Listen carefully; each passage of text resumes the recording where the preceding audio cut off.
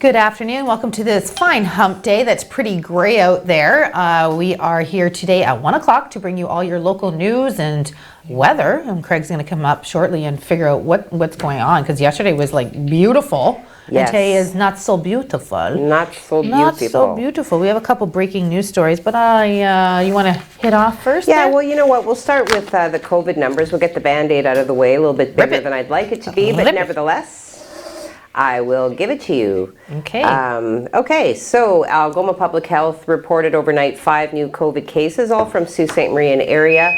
All 4 of the cases have been reported as cause of exposure, close contact, and 1 rolling up into my favorite category, unknown. Unknown. Yes, yes. Things that make you go, It's that little emoji, that little... yes, yeah. Or the one with the no mouth. Yeah.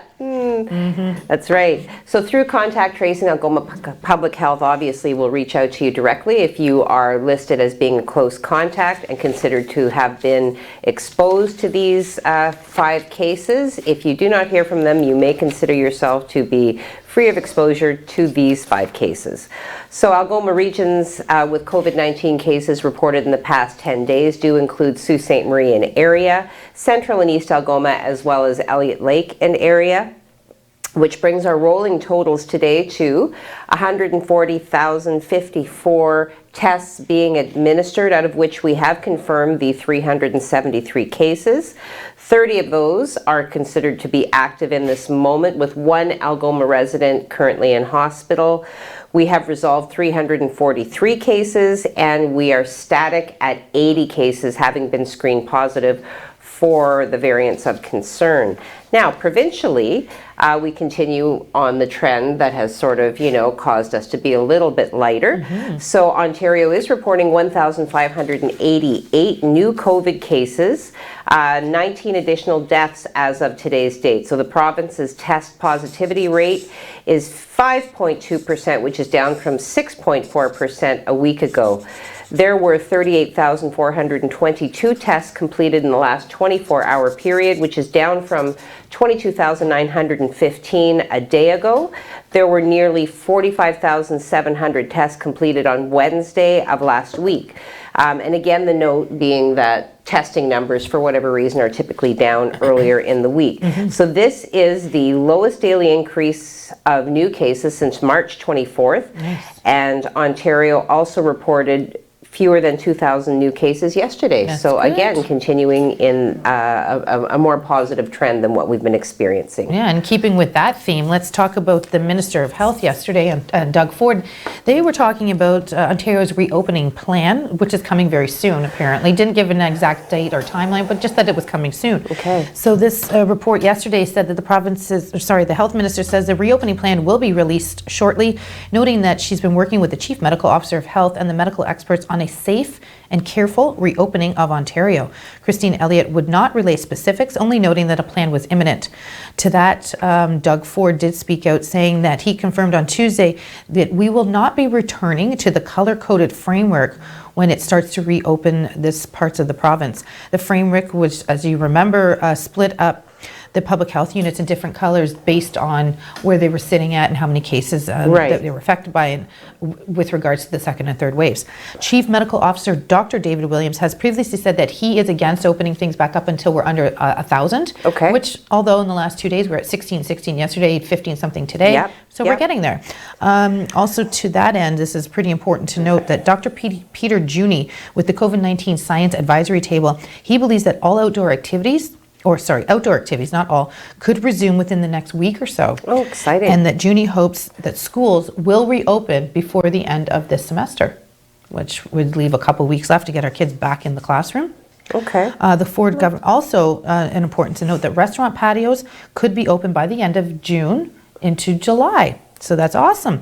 The Ford government, as you know, extended the province-wide stay-at-home orders an additional 2 weeks in June 2nd. He also talked about getting our children vaccinated within that time frame. And as Heidi brought to you this morning, that looks like they're doing that by lowering the age gap. And I know kids between 12 and 16 are the next step that they're going to do. That's right, yeah. But we'll get to that further in the show. But to be vaccinated alongside their parents. Okay. So that's good. Yeah. Now, we do have some breaking news about Jamestown and the safe injection site. We also have a gas leak that's happening in the West End and some impaired driving charges, but we'll get to that right after we hear from Mr. Weather Specialist Craig Huckerby. Mm-hmm. Thank you very much. Good afternoon, everyone. And what a difference a day makes. Yesterday we were at 27 degrees and sunny skies. Today, not so much. Cloudy conditions, sporadic showers hitting the Sault, more heavier showers to the east, and temperatures haven't really budged at all. Really, so far today, we're still sitting at 15 degrees. We are revising our forecast to only 20 degrees for our daytime high today. We'll take a look at the radar and show you what is going on. So we have most of those showers are pushing towards the east. So areas like Thessalon, St. Joe Island, Blind River, you're seeing the heavier showers. Meanwhile, in the Sault area and to the north, we're seeing more sporadic showers, just light drizzle, and then, you know, the odd little shower coming in. Most of that is kind of falling apart this afternoon, but we still have that threat of showers for most of our day and into our evening as well. For the rest of your day, this is what we look like. Temperatures 20 degrees. We probably won't achieve that till about 5 o'clock, and only if we see a little peak of sun. That sun will kind of warm the air very quickly. For your evening, I mean, not bad. Temperatures aren't really all that bad at 14 degrees. Again, there's that threat of passing showers. It's going to be there for the next 12 to 24 hours. And for your Thursday morning, again, mainly cloudy conditions, and again, we could see those sporadic showers, and temperatures not all that bad. I'll take a look at your 7-day forecast coming up at 5 o'clock. Hope you'll join us then. Right now, let's send it back to the girls. Thank you Thanks, very Craig. much. Well, that was sporadic indeed. So Dan Gray, as you know, he's been following this Jamestown safe injection site quite thoroughly. Yes. We were put out an article with regards to why the police were not engaging with, that was my foot slipping on the chair, while the police were not engaging with the event that took place over the weekend as to why there wasn't any police presence. We do have a response to that from Lincoln Loudit, who is the communications manager for the Sault Police Services. Directly, Loudit did say that they have responded to 2 calls from the area, including one from this weekend. However, he said police services are aware of this ongoing activity, but he doesn't feel that it's in the purview of the Sault Police Services to become engaged in what's going on. The other call was in relation to the location of the safe site, the safe space tent, in regards to that article that we talked about this morning about CN Rail having the homeless removed. CO Online did attempt to reach out to Leo Vecchio, who's the communications manager, to get his input from APH. We're waiting for his response, and once we receive that, we will share that with SiouxOnline.com again. Yes. That article is trending, as they say, as the cool kids say, on SiouxOnline.com at the moment, as we have a lot of hits on that. So follow it closely as we continue to communicate with the police services and APH and every other agency involved that can help us through this time. Yes. Good, thank you. You're welcome. All right, so heading back to East Algoma. There's a lot going on there. We had a few stories this morning. So now, on May 16th, so that would have been what, Sunday, shortly after 9:50 a.m., members of the East Algoma detachment of the OPP responded to a domestic dispute in the town of Thessalon. Investigation determined that an ex-spouse had pulled into a driveway and drove away. A query revealed the individual was on conditions not to attend the town of Thessalon, not to communicate with the victim. At 10:55, OPP officers located the individual hiding in a residence on Federation Street, and an arrest was made. As a result, a 25-year-old from Barrie was charged with failure to comply with release order other than to attend court, contrary to Section 145 of the Criminal Code, and driving while under suspension, contrary to Section 53 of the Highway Traffic Act. The accused appeared before Ontario Court of Justice video bail in Blind River on May 17th and was remanded into custody. Okay, thank you. Well, we're going to head back to the west end of Sault. Okay, my mic's not working. Hello, hello. My mic's not working. It's not working. Okay. Well, I actually have a story with regards to, I mean, this time of year, I think it's pretty common to look around. Now that the snow has melted, you do see, a lot of refuse, garbage, if you will. And so now Ontario has made it easier to report polluters, okay? So the Ontario government is launching a new user-friendly online tool so the public can conveniently report incidents of pollution in real time from a smartphone. So this new digital solution will mean photos and videos can be uploaded immediately so that staff can respond quickly and effectively to keep communities safe. So members of the public can visit ontario.ca/report pollution and fill out a simple form to report immediately if they witness pollution, industrial or commercial noise pollution, waste being dumped into the natural environment, improper disposal of commercial waste. So using the tool, again, users can capture a wide range of information directly from the scene, photos, audio files, videos. They will also have the option of creating a secure login so they can receive real-time status updates on the incident after it has been reported. Okay, so in this moment we are going to take a break, and please do stay tuned. When you come back, we will be visiting with Perdita, who has had some hatching and has had some interaction with her spouse, so stay tuned.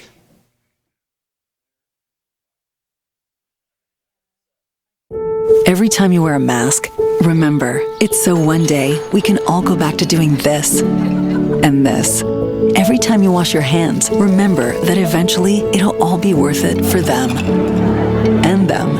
Every time you hang out here, remember that at some point we'll all be able to get together here, and here.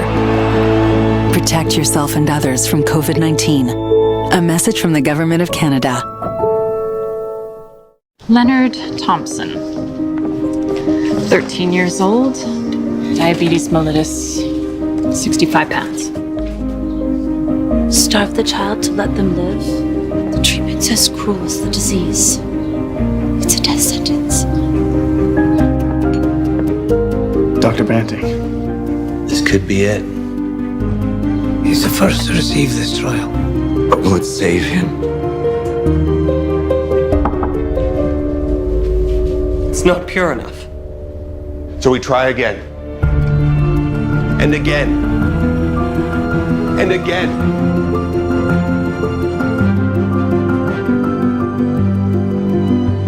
Before the discovery of insulin, diabetes was a death sentence. Banting, Best, Collip, and McLeod's breakthrough has saved millions of lives. Leonard Thompson's was the first.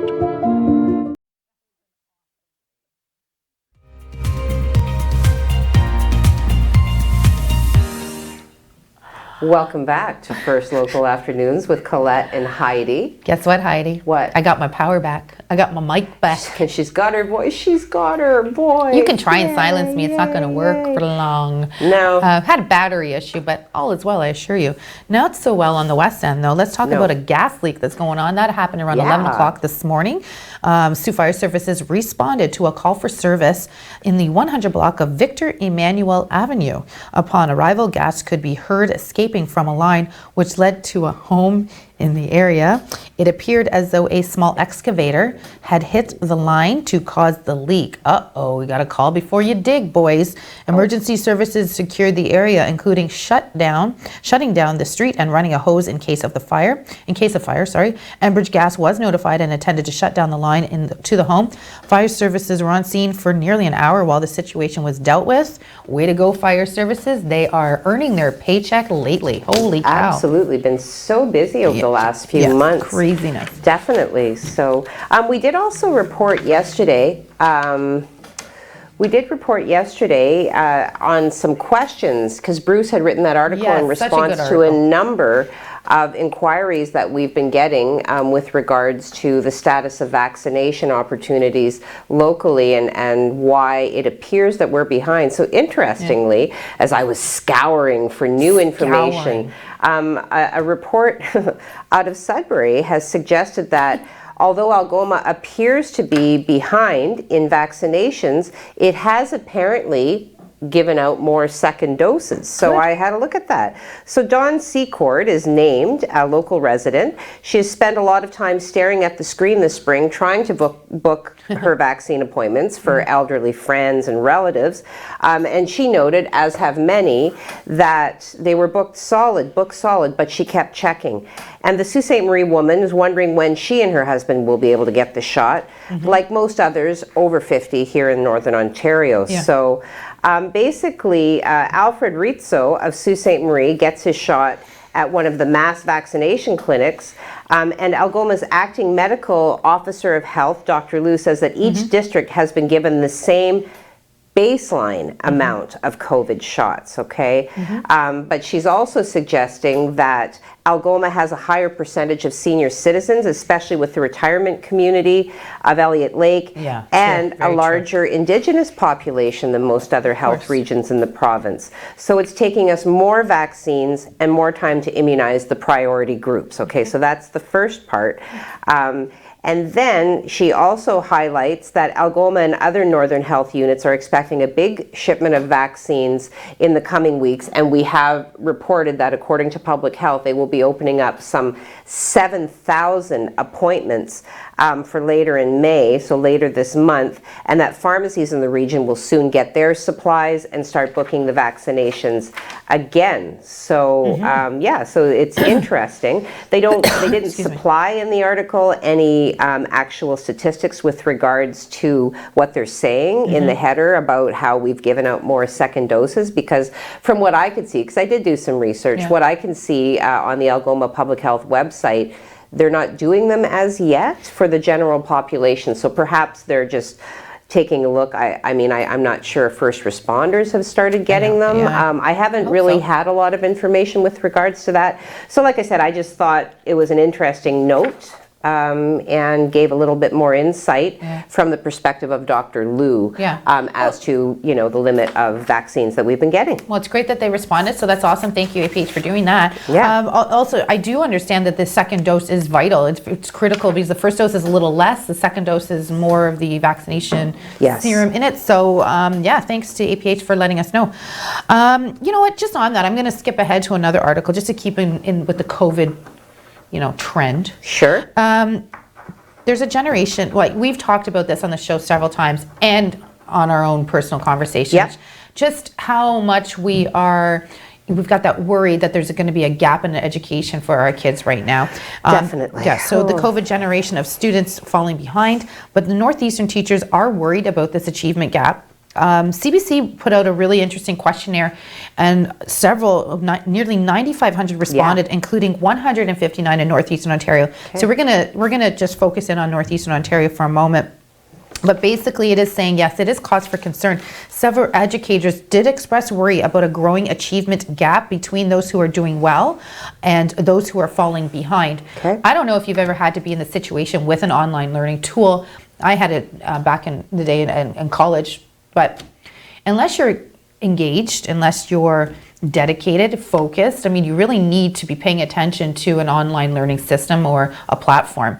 And at that point, it was a night school, it was only a couple hours for me. I can't imagine what 8 hours of a child, especially your little one who's only 6. Yes. So what's happening is a majority of respondents said they were behind schedule for teaching as well, which again, you can't blame the teachers on this one because you've got it's just I would not want to wear shoes of a teacher at the moment. No. That's for sure. No.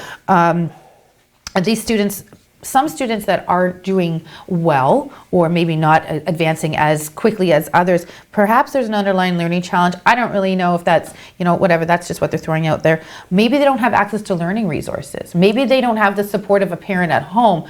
In my case, I've got my oldest watching my youngest, right? So you are putting a lot of pressure on the older scrap, which they did say younger siblings in the home while parents are having to work. You know, maybe they're not coming to you after the end of the day saying, oh, mommy, like, you know, I need some help with this project, which I have had experience with Jonte. To avoid any outcome of students falling behind, they do suggest they encourage schools and teachers to focus on identifying students who have fallen behind and make them their priority at the moment. Intervening right away will catch a possible future, you know, just falling behind, like you said, this education gap, as they're so calling it. So a really interesting idea for CBC to send out that questionnaire. Yeah. But I mean, I think like an important question though, I mean, as soon as you ask a question like that, to me, you take a poll, you take a survey, then that indicates a need for action. And we've been talking about it. I've written a couple of articles now. I think that there is a point at which the education system, you know, the attention, Mr. Leche. Stephen, listen up, Stephen. You know, stop pretending that this is all normal for the kids. Yeah, that plunking them in front of a computer screen equates to the quality of what they're receiving in the classroom. Yeah, for sure. So there is a point at which I believe the scholastic milestones are going to need to be adjusted to reflect the circumstances under which these children are learning in this moment, to reflect the personal situations in which they are evolving in this moment, and give them credit for the fact that they are surviving a pandemic relatively well, I would say, you know, and well, and being at home more too, not being around their friends. Let's be honest. You're supposed to be out for recess having fun with your friends playing soccer, basketball, there is no social payoff right now. No, absolutely not. And just to that end, we were going to show a video, but I'm going to push it to tomorrow morning. But we did interview Alicia Kuzner, who is a teacher and course developer, let's get that out, at Ontario Virtual School. And she discussed some tips on how parents can help develop balance for the kids, you know, avoid that screen burnout. Students as they are back online. And you know what, we'll get to that tomorrow, but I just wanted to mention that as we're talking about now. All right, moving on. We got 10 minutes left. We are hustling with this news today. Let's go. What else you got? I got an impaired driving charge. I can follow up on that one if you would like. Okay. Right? Okay, well, you want to trump me with something else? Go ahead. On May 18th, officers with patrol services charged 49-year-old Lauren Baird with impaired driving due to alcohol and drugs. At 7:40 in the morning, officers this was yesterday, they responded to a call of a man sleeping in a vehicle in the 0 to 100 block of Walnut Street. Upon arrival, officers saw a man rubbing his eyes and waking up. So they knocked on the window and said, hey, what's going on? And they decided that he was to be arrested for drug charges, specifically methamphetamine, which they found after a subsequent search of the vehicle. He later completed a drug recognition evaluation in which he performed poorly. Thank you. He is charged with impaired driving due to drugs and possession of a controlled substance. He will be seeing that judge on June 28th to talk about that. Okay. All right. Well. There wasn't a winner for the Lotto Max jackpot this past Tuesday. $50 million of my money sits unclaimed. It is not your money. She doesn't buy tickets. All right, so, well, what's going on? When's the next one now? Well, the next one then will be May 21st. And it will grow during this time. It will grow another $5 million up to $55 million, with 4 Maximilian prizes of $1 million each up for grabs. One person in the prairies did win 1 Maximilian prize out of the last jackpot of $1 million. So it's been claimed. So good for you. Yeah, congratulations. Prairie dweller, and good for you. Yeah. So I may actually find myself motivated to buy a ticket. I think you should. You know, how will I Just win my money? Just remember the little people, my friend. So we still have social media. Yeah, we still have factoids. Let's do that. Okay, well, I'll hit you with a factoid, then we're going to go into social media, okay? Because sometimes people like to talk about the factoids. Okay, good so point. On May 19th, 1953, there was an atomic blast that may or may not have been responsible for killing John Wayne. Okay, so an atomic bomb was tested in Nevada, and due to a miscalculation and a change in the wind direction, a large amount of radioactive fallout fell on St. George, Utah, where 2 years later the movie The Conqueror was filmed. By 1980, of the 220 members of the cast and crew, 91 of them had developed some form of cancer, and 46 of them had died of the disease. The deaths included John Wayne, who passed in 1979, Pedro Armendariz in 1963, Dick Powell in 1963, Ted de Corsia in 1973, Agnes Moorehead in 1974, and Susan Hayward in 1975. Well, thank you very much for Yes. that. I did not. You are wowing me with these factoids. Not that you don't on a daily, but you know that Mark Twain thing really threw me for a loop today. Well, I will say. but he was always a very sort of enigmatic kind of Very good character, right? You descriptive know, word, there was yeah. actually a claymation cartoon that was created that really, was kind of psychologically scarring. It is targeted for children. I did see it when I was little, but it was. It's called The Adventures of Mark Twain, and He got up to some adventures, did he? What about some adventures on social media? Social media. Let me reach into the void and see what's up here. Let's see. I hope everybody's awake with us this afternoon. I mean, we've made it this far of our hump day. Jim Whitty. Oh, behave. Oh, behave. It's a groovy Wednesday. Yeah, baby. Yes, we love that's our Austin Power references here, for sure. Okay. Inika, good afternoon, everyone. Okay, so she's eating something. What's she eating? It looks like paella. Ooh, very nice, with a salad and, of course, a lovely setting for a table. Good afternoon to you, Inika. Cindy Mancini Bromley, good afternoon, ladies. Happy hump day. Happy hump, hump, With two hump, camels, she bids us stay dry with open umbrellas with raindrops on them. Kimberly says, good afternoon, with my favorite emoji. Marilyn Trumbull says, good afternoon, everybody. 3 exclamation points. Hope everyone has a great day. I had the opportunity to meet Dan Gray. Sparky. You're calling it an opportunity. I'm just kidding. Today in front of my house, since my neighbor had a gas leak. He seems like a nice guy. He is. He is a lovely guy. Yes. He really does want to get the information out there to help the community, for sure. 100%. Great reporter. See, people like to talk about the factoids. Steve Childs, you need more than a bomb to kill the Duke, but if it was, it needs to be investigated. Yes. Yes. Couldn't put that into an acronym, right? I'd have been puzzling. Oh my over God, that for imagine like that. Weeks. So that wraps up this foray into social media. Okay, well, I'm not too sure if I'm going to slide into some sports. I was going to do some other stuff, but let's do some sports. I think everybody should know by now that my team is playing in the playoffs against that other team with the toilet seat on their jersey, the Canadians, something like that. So the Toronto Maple Leafs opening their first round tomorrow. I know you're excited. I know you are. Mayor John Tory is saying, watch it from home. But he's placing a bet with the Montreal Mayor. The mayor is out with a reminder that fans should stay at home to watch the game. Mayor John Tory joined Sportsnet 590 today and said that there could be opportunities for safe gatherings later in the summer. As we discussed, we're going to open some stuff out, maybe some outdoor wobbly pops while you watched your Leafs win the first round of the playoffs. But for now, they're encouraging people to watch the game from home. If the Leafs go deep in this year's postseason, they could be playing well into July. You know what? Don't say could be. They will be. We're going to remove the word could and insert the word will. Habs, anyways, we're not going to talk about the Habs. Tory also announced that he has made a friendly 5-part bet with Montreal Mayor Valerie Plante. The stakes include bragging rights, a hundo P, when all the big city mayors next meet at donations to charities. What a great idea, holy cow, Mayor Tory. The losing mayor has to send over a case of craft beer, and Mayor Tory will be getting some Montreal smoked meat sandwiches when the Leafs win the series. Most importantly, the winning team's flag will have to be raised outside the losing team's city hall. It's kind of like what they did locally with Michigan. Yes, Mayor Provenzano and the mayor. Yes, that they did. They copied us. Sure they did. Now, I will say on record, this will be the year that my Leafs win the Stanley Cup, where I can't go and celebrate, and where other fans of other teams are going to say, well, of course you won it this year. It was the COVID year. Well, whatever. Anyway, that's what I say to you, and I look forward to watching the Leafs flag raised in front of Montreal's City Hall. 45 seconds. Well, 45 seconds. I have one more factoid. Factoid? Factoid.